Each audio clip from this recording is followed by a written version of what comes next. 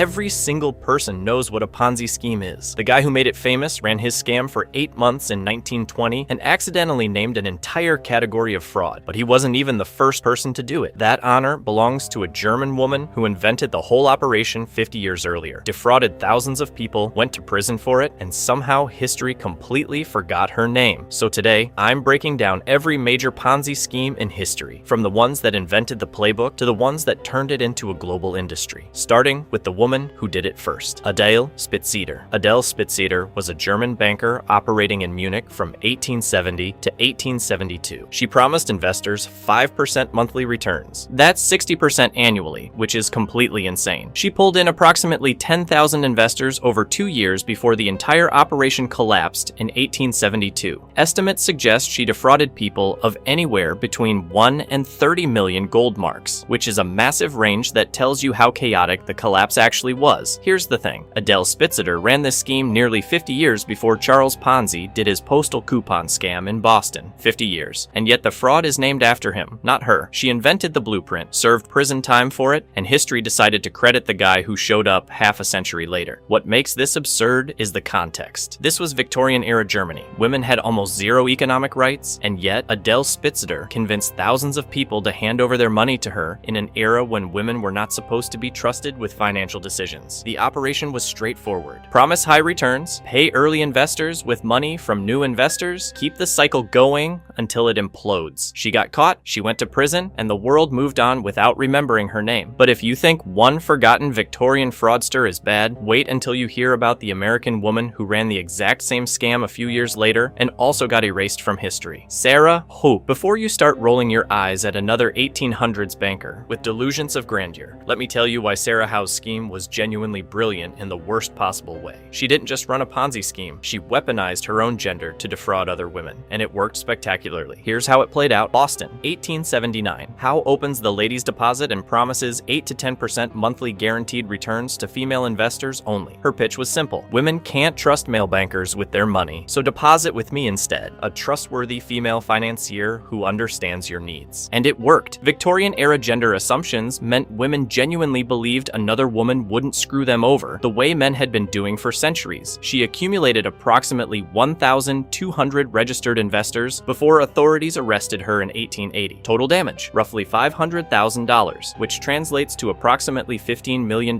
today. She became the first woman to operate a major investment fraud scheme in the United States, which is, you know, not the kind of first you want to be. Here's the uncomfortable part. Was Howe a predator exploiting her own community, or was she just an ambitious woman in the 1870s who had zero legitimate options to build wealth and turned to the only avenue available to her? The answer's probably both, which doesn't make it better, just more complicated. She served 3 to 4 years in a Massachusetts prison, and history mostly forgot about her. But if you think turning your identity into a con is dark, wait until you hear about the guy who literally got the entire scam named after him, Charles Ponzi. You know the name. Of course you know the name. Every single pyramid scheme in history gets called a Ponzi scheme because of this guy. But here's the thing. Charles Ponzi operated for exactly 8 months, December 1919 to August 1920. That's it. 8 months in Boston, and his name became permanently welded to financial fraud for the next 100 years. The pitch was genius. Postal reply coupons, international arbitrage. Buy coupons cheap in one country, redeem them expensive in another. Profit margins guaranteed by exchange rates. 50% return in 90 days, or double your money in 45 if you were impatient. 40,000 people handed him $15 million, which is roughly $240 million in today's money. The scheme collapsed the second anyone looked at the math. There weren't enough postal coupons in existence to cover even a fraction of what he promised. Arrested in August 1920, convicted within months, served additional prison time before being deported to Italy in 1934. Died broke in Brazil in 1949, decades after his name had already entered the dictionary. And here's what nobody talks about. Ponzi wasn't even the first guy to do this, not even close. But he was an Italian immigrant operating in Boston, targeting fellow immigrants who didn't speak English well and trusted someone who looked like them. He sold the American dream with an Italian accent, and it worked spectacularly until it didn't. Pop culture loves to romanticize him as some charming rogue, but the reality is, he deliberately preyed on people with limited financial literacy and a desperate belief that America would make them rich. 8 months. That's all it took to become the face of fraud forever. But if you think Ponzi's 8-month scheme affecting 40,000 people was big, wait until you hear about a Russian investment program that defrauded somewhere between 10 and 50 million participants. Sergei Mavrodi promised 3,000% annual returns, and millions of Russians believed him. Before you dismiss this as typical post-Soviet chaos, hear me out.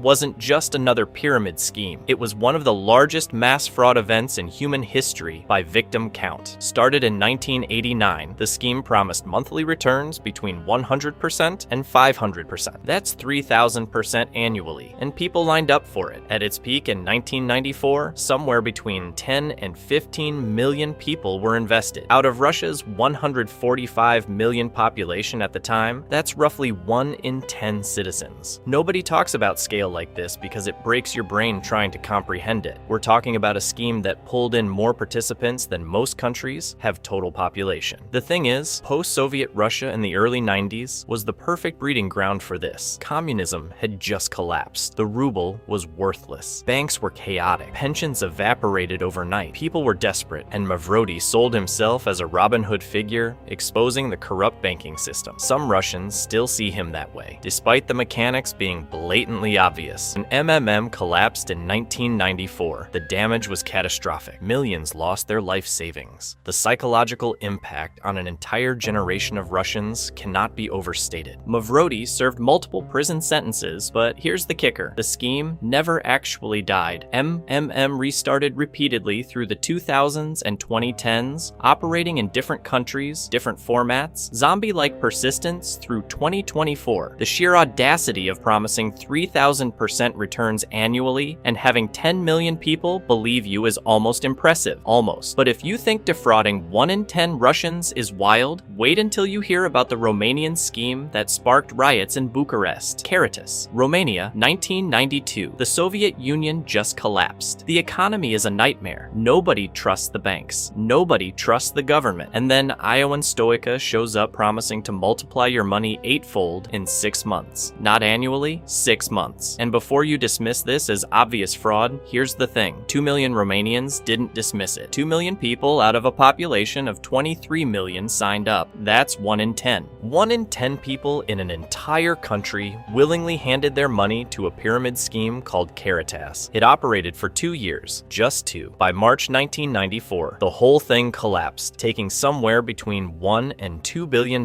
with it. People lost everything. Generational savings gone. The post-communist economy, already fragile, got absolutely demolished. Caritas wiped out more wealth per capita than almost any pyramid scheme in modern European history. Not the biggest in raw dollars, but devastating relative to the size of the country's economy and how many people actually lost money. And here's where it gets dark. This wasn't greed. This was desperation. Romanians had just escaped decades of authoritarian state control. They thought capitalism meant freedom and opportunity. Instead, they fled directly into the arms of predators who understood that desperation better than they did. Caritas didn't just steal money. It became a generational trauma, a political symbol. To this day, Romanians argue about what it represents. Some say it proves capitalism is a scam. Others say it proves transition economies need stronger regulation. Either way, it's a case study in what happens when an entire population has zero financial literacy and infinite reasons not to trust anyone. But if you think a national catastrophe affecting millions is bad, wait until you hear about the Florida preacher who spent 15 years telling Christians that God wanted them to triple their money. Greater Ministries International. Gerald Payne figured out something genuinely evil in 1993. If you wrap fraud in Jesus, it takes 6 years for anyone to stop. Greater Ministries International promised to double your money in 17 months through Christian investment opportunities, and nearly 18,000 believers handed over $500 million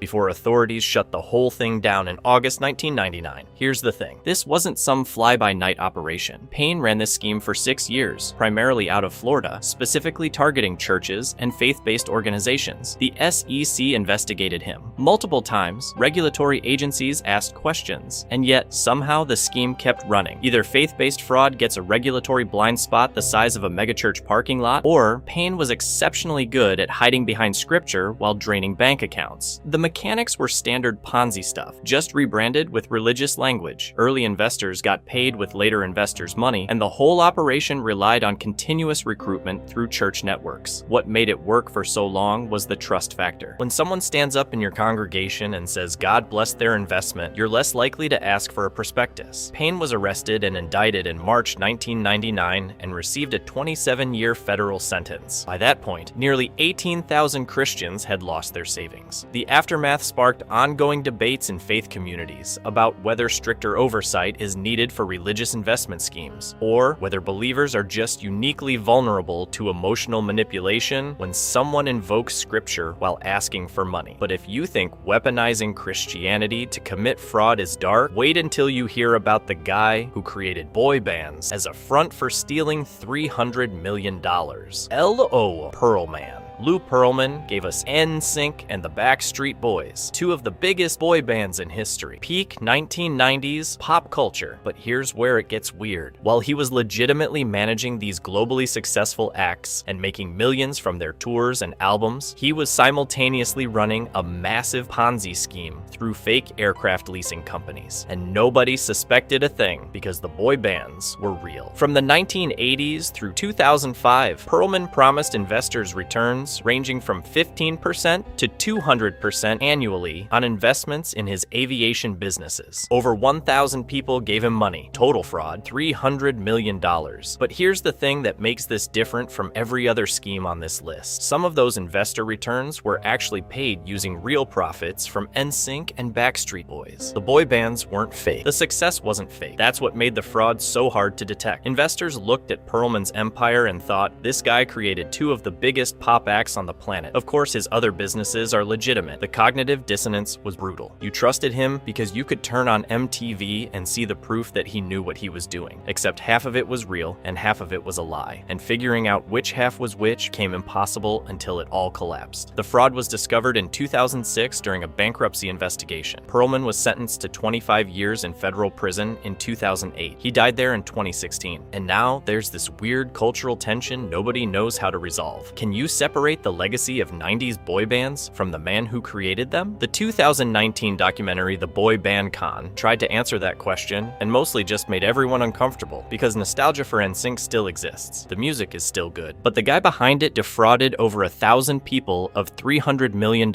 while paying them with money from the very thing that made them trust him in the first place. At least Pearlman's fraud had some actual legitimate business mixed in. The next guy on this list had zero legitimate operations and still convinced 4,800 people to give him $65 billion. Bernard Madoff ran the largest financial fraud in human history, and he did it for somewhere around 15 to 20 years without anyone noticing. Let me explain. Madoff promised consistent 10 to 12% annual returns every single year, regardless of whether the market was up, down, or completely melting, which sounds boring compared to the 3,000% promises from MMM or the triple your money nonsense from Greater Ministries. But that's exactly why it worked. He defrauded approximately $65 billion from thousands of client accounts, celebrities, pension funds, universities, charitable foundations. These weren't random marks off the street. These were sophisticated investors who absolutely should have known better. Here's the thing. Madoff wasn't some random con artist. He was the former chairman of NASDAQ. He had credibility baked into his resume, and his fund operated on an artificial exclusivity model where getting in required connections and recommendations. So it felt like a privilege to invest with him. If something's hard to access, people assume it must be legitimate, and those modest returns sold the whole thing. If you're promising 12% when the market's returning 8%, that's impressive, but believable. You're not claiming magic. You're just claiming to be very good at your job, so nobody questioned it for years. The scheme collapsed in December 2008 when the financial crisis hit, and redemption requests exceeded available funds. Madoff confessed almost immediately, arrested December 11th, sentenced to 150 years, died in prison April 14, 2021 at age 82. But here's where it gets really disturbing. The SEC investigated his operations multiple times,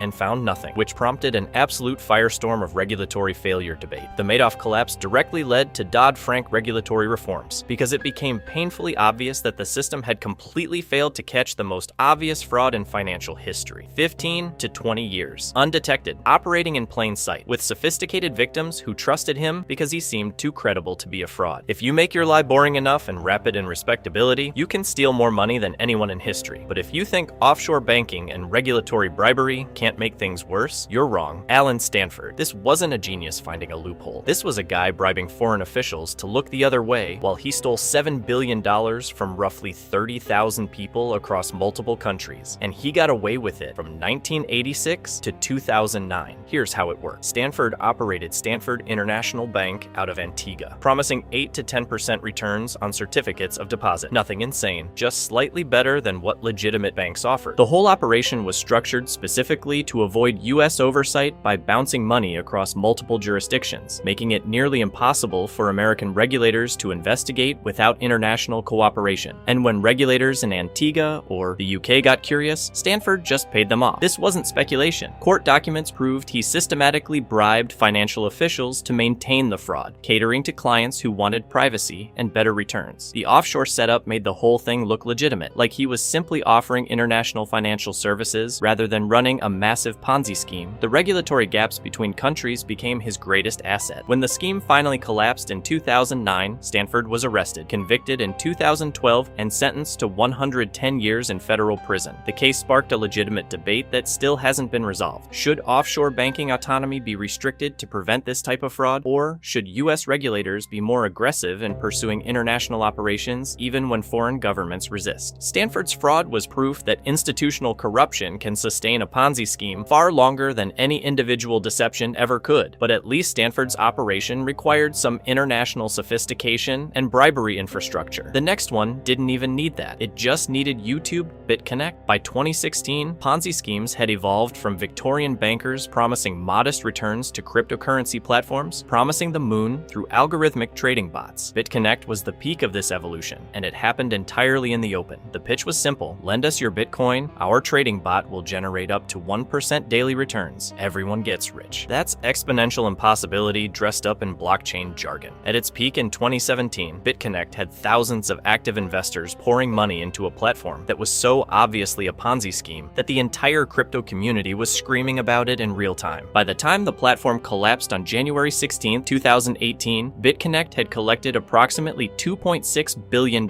Here's where it gets weird. This wasn't some dark web operation. BitConnect was promoted openly across thousands of YouTube videos. Influencers ran what was essentially a multi-level marketing pyramid on top of the Ponzi scheme, earning referral bonuses for recruiting new investors. The promotional videos are still up. You can watch them right now. Grown adults screaming BitConnect at conferences, promising financial freedom to anyone who'd buy in. The optics were so absurd they became memes, but the money was real. When the platform shut down, CEO Satish Kumbani vanished. As of 2024, he remains at large. No arrests, no prosecutions of the core operators. The influencers who promoted it, most faced zero consequences. Some apologized, some deleted their videos. Some kept going like nothing happened. The regulatory failure here is staggering. BitConnect operated for 2 years in plain sight, promoted by hundreds of public figures, and nobody with enforcement power did anything until after the collapse. That's not a minor oversight. That's a structural failure. The crypto community is still split on what BitConnect proves. Some point to it as evidence that cryptocurrency itself is a scam. Others argue it proves exactly why regulation is necessary. Both sides have a point. What nobody disputes is that thousands of people lost money to something that was obviously, demonstrably, publicly fraudulent. From Adele Spitziter in 1870s Bavaria to BitConnect in 2018, the mechanics haven't changed. Promise high returns, pay early investors with new investor money, collapse when the money stops. Victorian bankers defrauded thousands over years. Cryptocurrency platforms defraud thousands in months, and the people running them still walking free. If you enjoyed this video and want to see more, click the video on the screen now.